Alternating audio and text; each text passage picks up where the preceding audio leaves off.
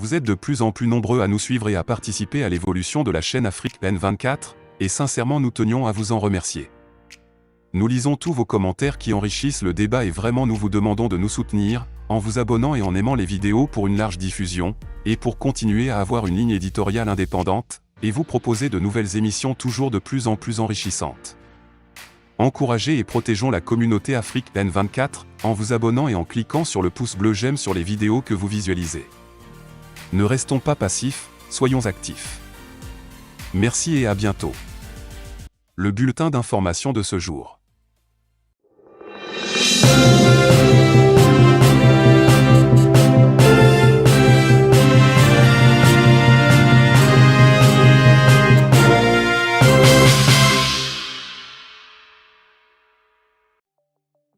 Bénin. Fermeture de la frontière entre le Bénin et le Niger. Yayi rassure les transporteurs. Le 7 octobre 2023, dans le but d'évaluer les conditions de vie des transporteurs au parc de Malanville se rendant au Niger, l'ancien président de la République du Bénin et président d'honneur du Parti Les Démocrates, Yayi Boni, accompagné du président Eric Oundete, des députés Ogbon Djima, Orutama Viviane, Malam Moukouré, Sariki Raoul, Sounon Bouquet, ainsi que des membres de son parti, a exprimé sa solidarité et sa compassion envers les habitants de cette région. Suite au coup d'État du 26 juillet 2023 par les nouvelles autorités nigériennes, les dirigeants de la Communauté économique des États de l'Afrique de l'Ouest, CEDEAO, et de l'Union économique et monétaire ouest-africaine, UEMOA, ont imposé des sanctions sévères au Niger, y compris la fermeture des frontières, dans le but de restaurer l'ordre constitutionnel. Invitant les transporteurs à faire preuve de patience, l'ancien chef de l'État béninois a révélé que des efforts diplomatiques étaient en cours pour trouver une solution à la crise. Il a également assuré à la population de la région frontalière entre le Bénin et le Niger que des mesures étaient prises pour rétablir l'amitié entre les deux nations.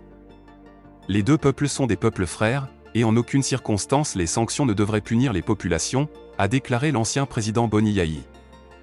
Il a ensuite offert des vivres pour atténuer quelque peu leurs souffrances. Selon l'ancien président Boni Yayi, aucune sanction ne devrait les affecter. Il a également prié pour la paix entre les deux nations et pour l'ensemble des peuples d'Afrique, aspirant à une paix divine et durable. Mali. L'armée contrôle désormais la ville stratégique d'Anfi. C'est un tournant majeur au Mali alors que les forces armées maliennes, FAMA, ont récemment pris le contrôle de la ville stratégique d'Anéfi, une localité clé dans le nord-est du pays. Cette avancée survient au milieu de tensions persistantes dans cette région, marquée par des affrontements entre l'armée nationale et les rebelles de la coalition Cadre stratégique permanent pour la paix, la sécurité et le développement, CSPPSD. Les FAMA ont clairement énoncé leur objectif, rétablir la sécurité et la stabilité dans les zones récemment reconquises, tout en lançant un appel au calme aux populations locales via un communiqué officiel. Le colonel Malik Dio, président du Conseil national de transition, CNT, du Mali, a récemment souligné l'importance cruciale de la sécurité nationale dans un discours. Le plan du gouvernement malien vise à reprendre le contrôle des territoires occupés par des groupes rebelles et extrémistes. Dio a insisté sur la nécessité d'une collaboration étroite entre le gouvernement malien et les forces internationales, tout en évoquant un retrait progressif de ces dernières d'ici la fin de l'année 2023. L'offensive sur Anéfi ne constitue qu'une étape parmi plusieurs opérations militaires visant à rétablir le contrôle gouvernemental sur des régions cruciales. L'objectif ultime est la ville de Kidal, située à 112 km au nord-est d'Anéfi et considérée comme un bastion des rebelles Touaregs. La reprise de Kidal est perçue par de nombreux analystes comme une étape décisive dans le plan visant à reconquérir l'ensemble du territoire national et à rétablir une souveraineté incontestée sur l'ensemble du pays. Dans cette perspective, la détermination des forces armées maliennes est mise en avant. Le président du CNT exprime sa confiance dans la stratégie adoptée, considérant les récents développements comme les derniers soubresauts des forces rebelles en déclin. Les opérations militaires en cours reflètent l'engagement du gouvernement envers la préservation de l'unité nationale, avec une ferme position sur l'indivisibilité du pays. Cependant, la route vers la stabilité reste complexe. L'attaque tragique contre le bateau civil Tombouctou et les tensions persistantes entre le gouvernement et les groupes séparatistes mettent en évidence les défis auxquels le Mali est confronté. Les allégations mutuelles de violation de l'accord de paix de 2015 créent un climat de méfiance qui pourrait entraver les efforts de réconciliation. La prise de contrôle d'Anéfi par les FAMA représente une avancée significative dans la quête de stabilité au Mali. Cependant, la réalisation d'une paix durable nécessitera une approche globale et un engagement continu envers la sécurité nationale. Niger. Le retrait des troupes françaises engagées.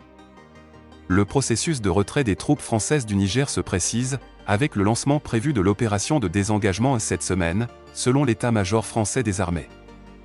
Un responsable français a précisé que ce retrait serait effectué de manière ordonnée et sécurisée, en s'appuyant sur les capacités de renseignement et d'intervention terrestre et aérienne du dispositif militaire français déployé dans la sous-région.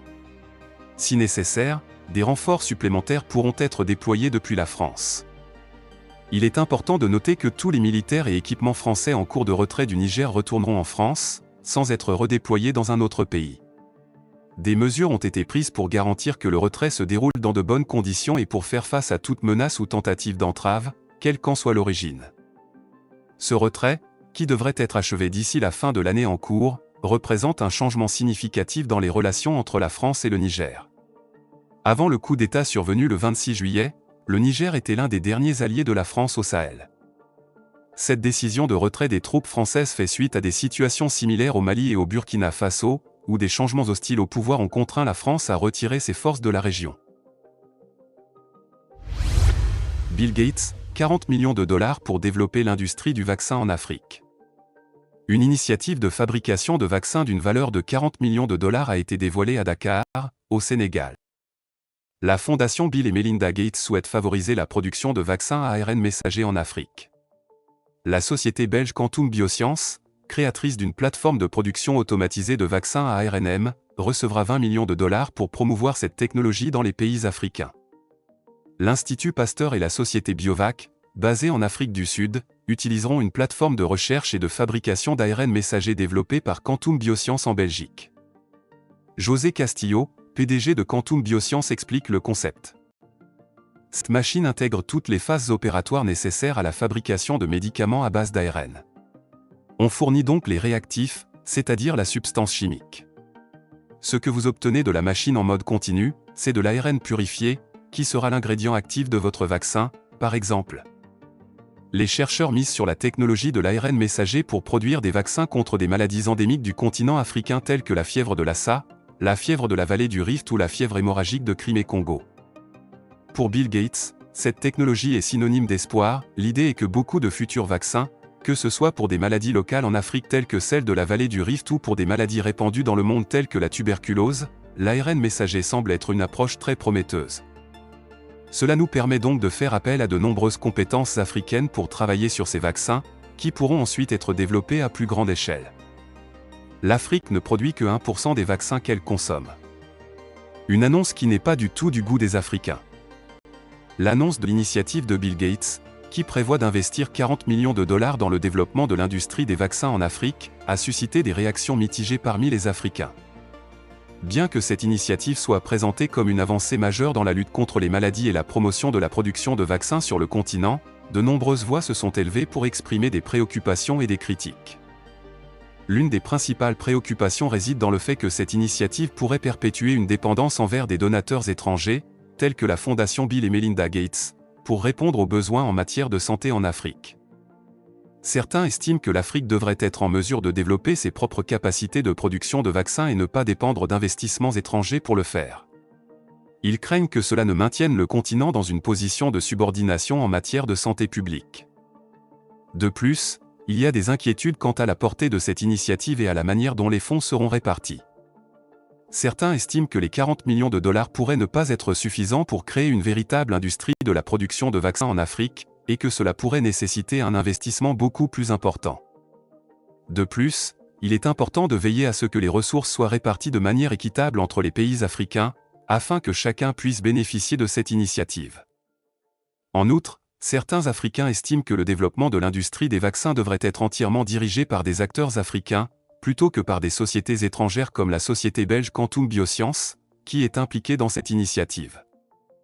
Il plaide en faveur d'une plus grande autonomie et de la mobilisation des ressources et des compétences africaines pour ce projet.